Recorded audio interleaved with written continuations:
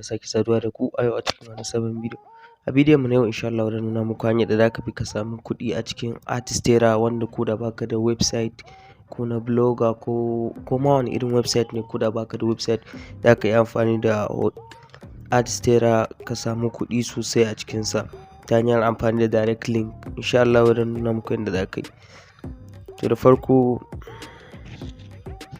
amma kafin nan, idan wannan shine zuwanka na farko wannan channel din, kar ka manta ka danna ma alamar subscribe, sannan ka danna alamar ƙararrawa ka zaɓi all, wanda daga zarar na ɗaura sabon wani bidiyo da a sanar da kai.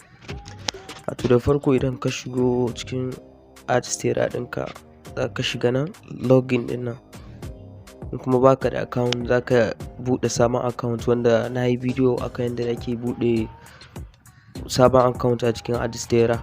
To dan ajiye muku linkin a description wanda bai kalla ba. To za ka yi sign in as publisher account.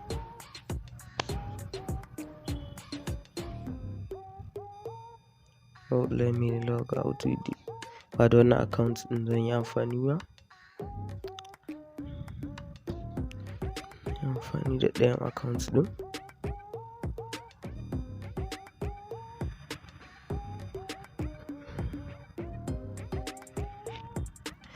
To after ka shigo haka, to a nan gefen ga yanda aka saka direct link din nan, za ka shige shi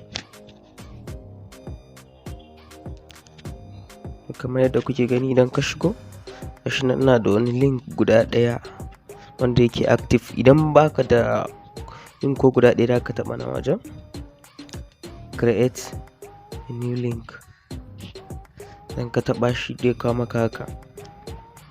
To za ka zaɓi wannan ADS ɗin da kake so. Kamar za ka iya cire wannan erotic ADS ɗin nan, shine kamar talla haka wanda za su saka maka wanda bai dace ba dai haka nan. In ka ga dama za ka iya cire shi, za ka iya barin sa kuma.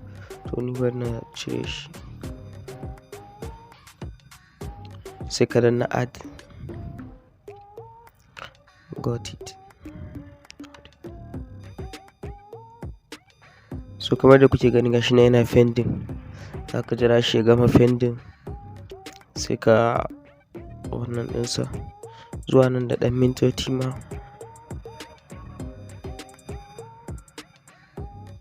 To kamar da kuke gani yanzu, bari na yi amfani da ɗayan link ɗin tunda shi active ne kafin wannan ɗin ya gama pending. Za ka taɓa nan wajen da aka saka coffee ɗin nan, haka ɗin nan.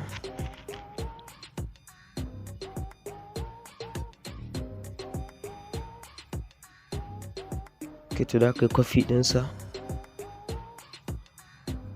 Don ka coffee ɗin link ɗinka, zubar maga.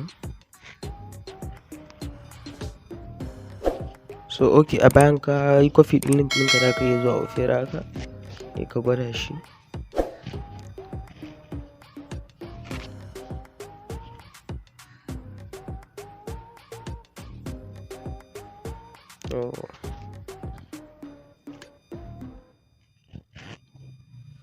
Wato kamar yadda kuke gani, gashi nan link ɗina na ya tafiya kenan. Ga tallan da yake cikin nan, gashi nan tallan da yake kan wannan link ɗin. To za abin da za ka yi na gaba,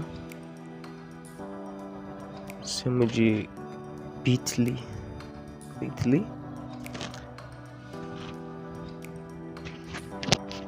Sai kai shorting link ɗinka ya dawo Ubuntu kamar yadda kuke gani.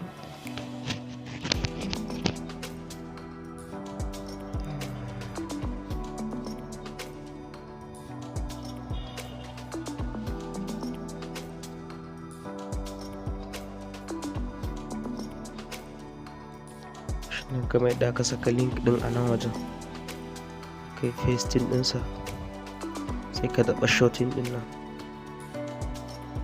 To kamar yadda kuke gani yanzu, gashi nan ya yi shorting ɗin link ɗin.